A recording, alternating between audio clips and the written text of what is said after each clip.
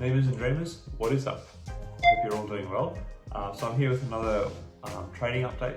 So yesterday, including the New York Stock Exchange and ASX today, it was a pretty quiet day for me.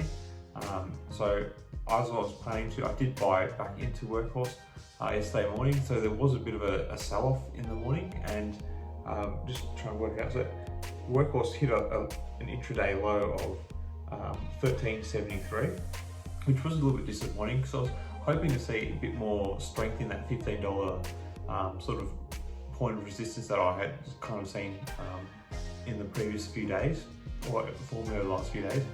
So it was a little bit sad to see it drop down to below the 14s, but it did come back up and stay in around the $14 day mark. The good news for me is while it was going down, I was able to actually buy back in and further build my position in there. Not by much, but I did manage to buy in at around the $4.60 mark. So, sorry, $14.60 mark. So that was a good move for me, but unfortunately it did keep declining. There are a couple of updates for Workhorse which I will provide just at the end of this, which I think are pretty important regarding the upcoming squeeze, which I think is looking more and more likely based on some of the stuff that's coming up. Now, the other trades I did last night is I did buy into clean energy. Again, though it wasn't well timed, I bought it in as it started to come down, and it did come down, giving away much of its previous day gains. But I'm more bullish on clean energy because it does seem to be a much more solid company than Workhorse. Even though I do still have faith in Workhorse's ongoing status as a company, clean energy at the moment just seems to have much better fundamentals.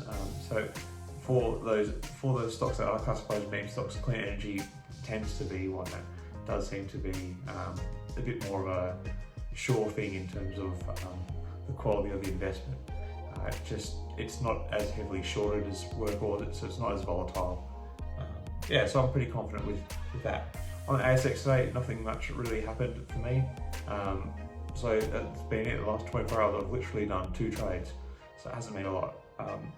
Both purchase orders, no sales. So yesterday's Workhorse drop, I'm not too surprised about. It has been on a bit of a tear the last week, and it's natural for it to have down days where it gives back some of its ground.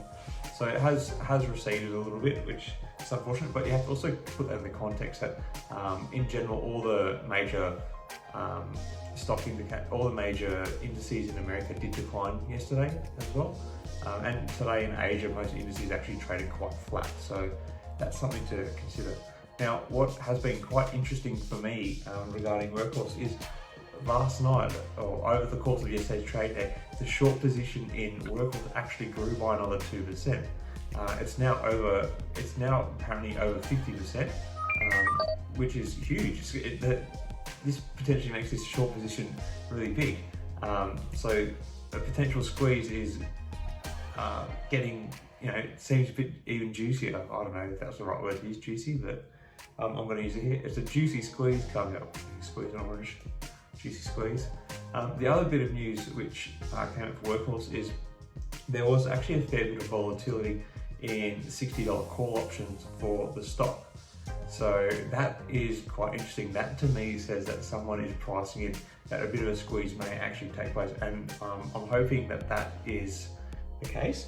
So someone's betting on this pony actually going to the moon. $60 call options is 4 times more than the price of the share is at the moment. So someone's betting on a big movement in the next few weeks. So to me, but we don't know who this person is or these people are. It was multiple people. It could be hedge funds hedging against the potential losses they may feel in the shorts market.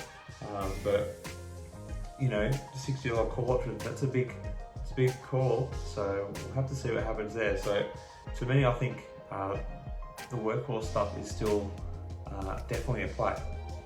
In terms of trading tonight, my main thing is going to be watching what happens with those 2 positions I'm holding, because that's the money I'm moving around the market, clean energy and Workhorse. So I'm hoping for a bit of activity there. There's not much new news for clean energy that's coming up. I didn't talk about it the other day, but one of the reasons why Context Logic or Wish, one of the other stocks I've started to accrue recently, has done well is that they did sign on a deal with a French company. I can't remember the name of it. Sorry, it's not a very good video because I can't remember the names of everything. But basically, it's bringing a lot more merchants into the Wish platform, or potentially going to bring a lot more merchants into the Wish platform, and that has just further bolstered the stock. So a bit of good news for a stock which kind of has been in the mainstream written off a bit for not doing too well, but you know, it's still a young company. There's still a lot of potential there for Wish. Anyway, that's all I'm going to sort of talk about in this video tonight. Good luck on the market. Let's go Workhorse.